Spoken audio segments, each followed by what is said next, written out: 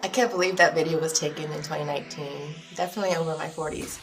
And I never thought that I would even be capable of jumping out of a perfectly good plane. And I had been afraid of heights for a very long time. And not just, completely petrified because I could get inside a plane and go on a flight and things like that, but I was afraid of getting too close to the edge, or I would be afraid of jumping out of a building. And I say this because I remember I must have been like 19 years old, and I was in my military training, and they wanted us to rappel from the side of a building with a rope, and that would require a lot of coordination and trust of whoever was holding that rope on the bottom, and I was petrified. And even though I knew they were trained, they did this all the time, I was just petrified, and there was no way that I was going down that building. And I told myself since then, I was like, why was I so afraid, And I'm not saying I condone like go and jump side of the building or skydive and things like that. I mean, it's really a personal choice. But for me, I felt that, I knew that they were highly trained individuals, and I knew that, why not try to break past this mental barrier of being afraid of just doing something that I really wanted to do. I really wanted to do it, but there was this fear factor that held me back. And I said, you know what? If I could face that fear, I can face anything.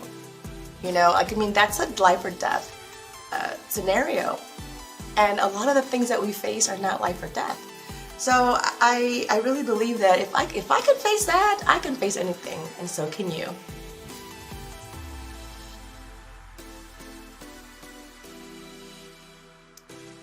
Hey Globals, welcome back. And if you're new here, I'm Coach Belly, and I provide tips and advice to lead a more empowered life and inspire others to do the same. So today, I want to jump into today's topic, the leadership tip of the week, and it's tip number 5, and it's facing your fears.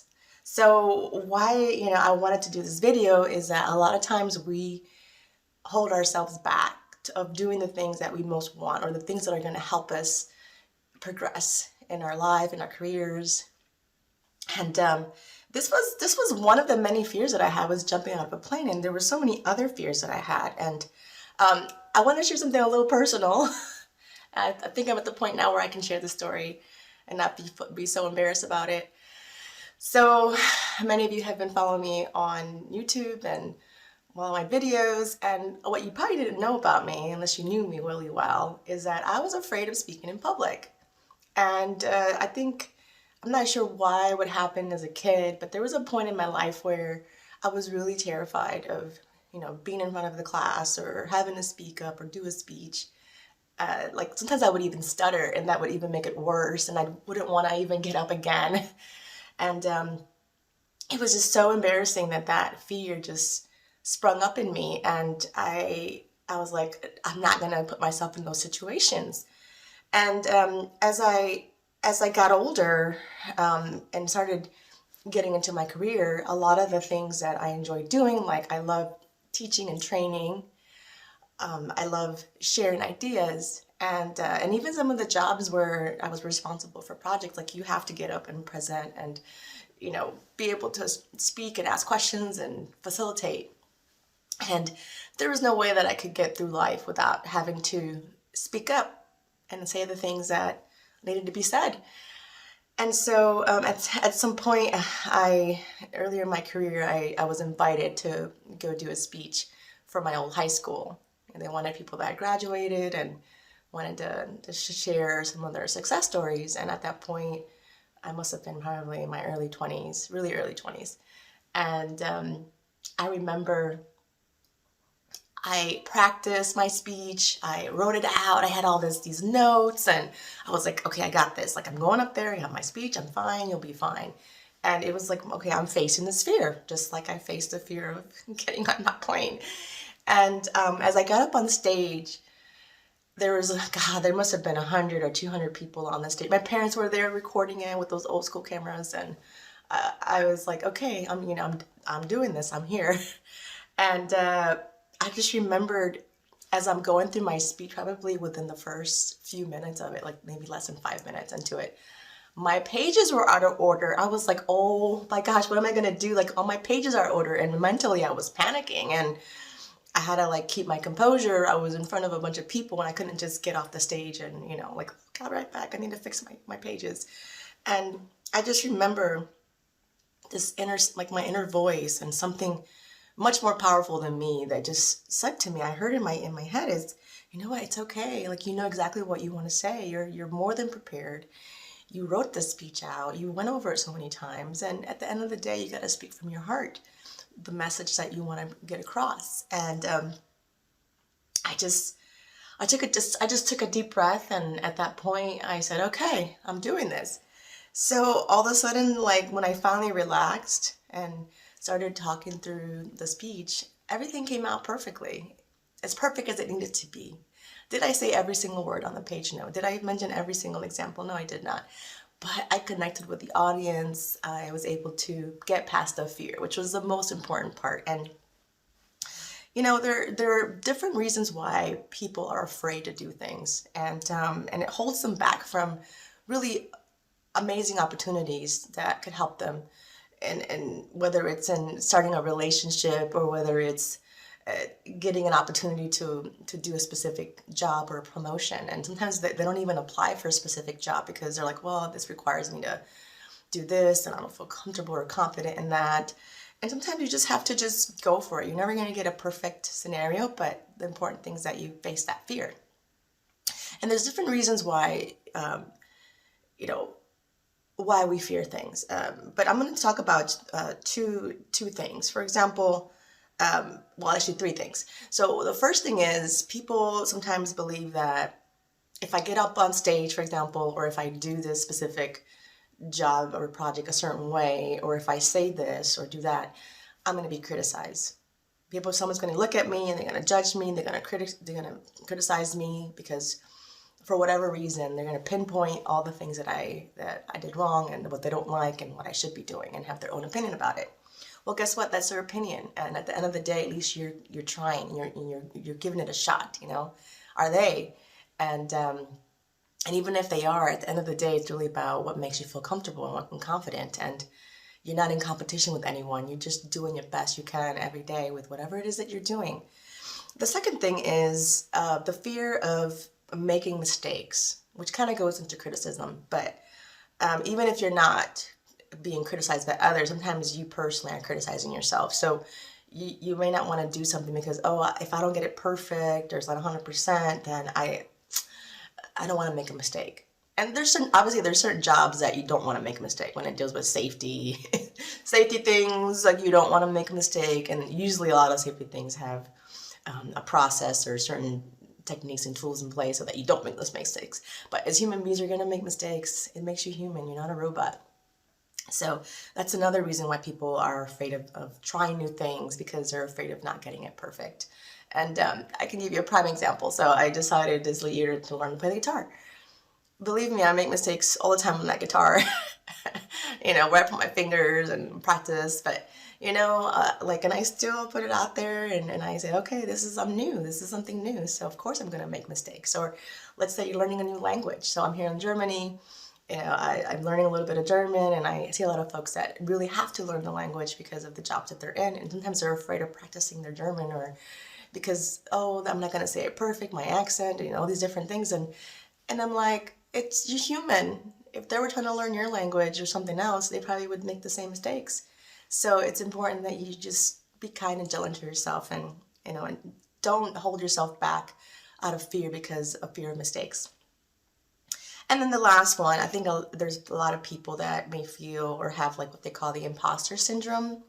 So the imposter syndrome is just kind of feeling like, I don't belong here. Like, why am I even in this position or this job? Am I even qualified to do this? Like, people believe that I'm actually an expert in this.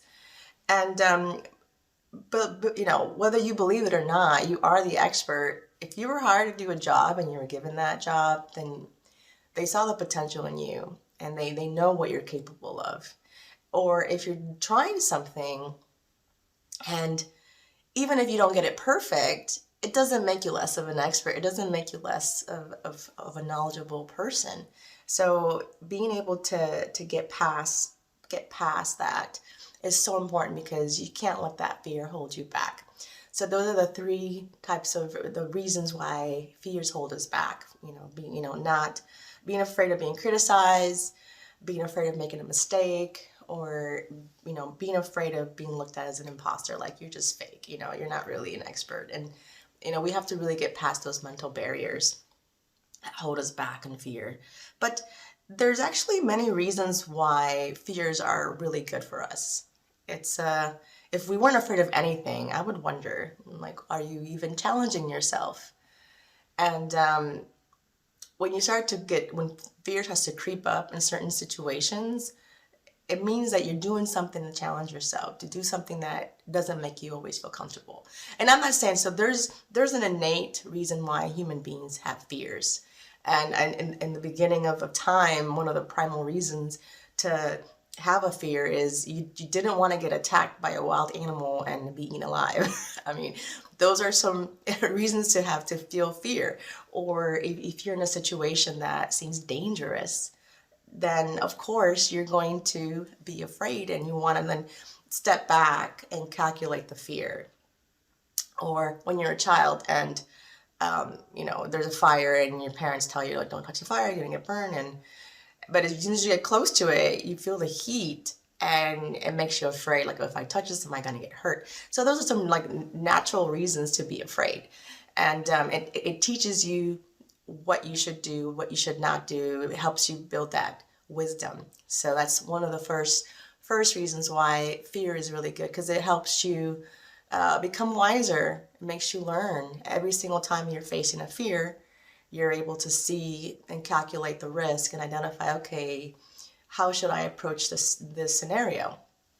And for example, if you are at work and you have a specific project you're working on, and you're trying it for the first time, you're going to make different mistakes, you're going to stumble, you're going to learn different things. But at the end of the day, those experiences are the things that are going to give you that wisdom you need to get better and better each time. And without those fears, then you're never going to be pushed to challenge those fears, so that you can grow and become wiser because of them, not despise them. Also, here's a really important piece, especially as a leader, as a friend, as a human being, a human being. Fears help you build empathy. If you can learn from your experiences and of having your fearful experiences, you know what it feels like to be afraid. You know what it feels like to face tough situations. And so that way, when you run into someone, or you're leading a team and you have an employee that is afraid of something, you can empathize with them because you understand what it means to be afraid, and you can help them and give them coaching or advice or mentor them along the way to face those fears, because you had to face those fears as well. So that building that empathy is something that makes you an incredible leader, an incredible human being, because you understand that other person and you can help them through that situation. So that's the second reason why having a fear is really good for you, to help you develop as a leader. And then the last tip that I want to give you regarding having fears. having fears, facing your fears helps you build resiliency. So it makes you more resilient. And I can compare this to, because I like working out, fitness. Like you go into the gym and you are putting stress on your body. You're pushing your body to a certain point to build it and build resistance, which makes your body more resilient. So as the more and more you expose it to that stress, the more and more you push it, the stronger it gets. The same thing goes with the mind. Facing a fear is like taking your mind to the gym and you're pushing it and challenging it and giving it a little bit of stress, that fear factor, because then at that point you learn what you're capable of. You learned, hey, like I fell down, I made a mistake, this hurt, but I got back up and I became stronger for it, and now I can really push forward.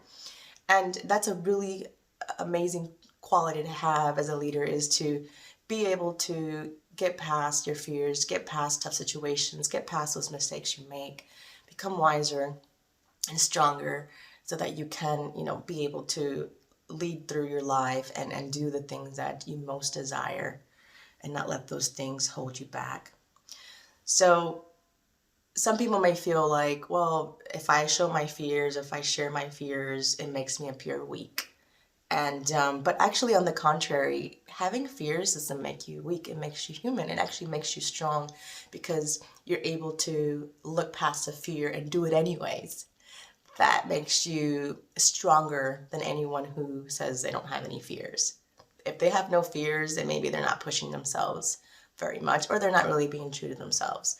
So facing your fears actually makes you stronger. It makes you a more compassionate leader, makes you more resilient.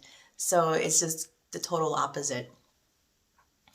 And the thing is that the people that you lead in your life, whether it's in the community or at work, in your families, even just being a peer leader, your friends see this. They will see that, hey, she's doing that or he's doing that and she's afraid of that and she did it anyways. Maybe I can too. So you're inspiring other people to challenge themselves and face their own fears. And that's really, really important. So Nelson Mandela said that I learned that courage was not the absence of fear, but the triumph over it. The brave man is not he who does not feel afraid, but he who conquers that fear. So Nelson Mandela was a very smart man and very wise man. And that is true, that courage, you find courage in the midst of fear, not because it doesn't exist. And when you're able to conquer that fear, then you can conquer anything. You can really do anything because you're not afraid of what others may think, what others may say, your own inside voice criticizing you. You're just, you know what, I'm going to do this anyways because in my heart I desire to do something new, or I want to explore this area in my life. So what fears are you struggling with? Or what fears have you overcome? What kind of fears have you faced and said, I conquered this fear and this is how I did it? Or what fears are you still struggling with? What questions do you have to help you move forward past those fears?